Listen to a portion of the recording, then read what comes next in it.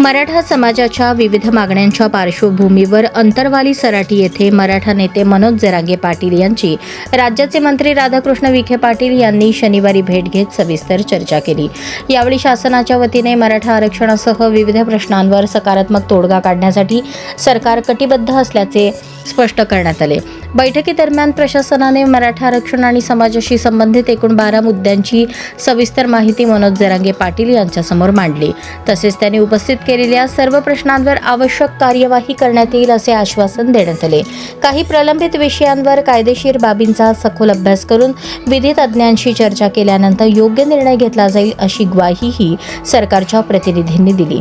मराठा आरक्षणाच्या मुद्द्यावर मुख्यमंत्री देवेंद्र फडणवीस यांच्या नेतृत्वाखालील महायुती सरकारने नेहमीच संवेदनशील आणि सकारात्मक भूमिका घेतल्याचा पुनरुच्चार यावेळी करण्यात आला। समाजहित आणि कायदेशीर चौकट यांचा समतोल साधत शासनाने अनेक महत्त्वपूर्ण निर्णय घेतले असून पुढेही संवादाच्या माध्यमातून प्रश्न सोडवण्याचा प्रयत्न सुरू राहील असे सांगण्यात आले।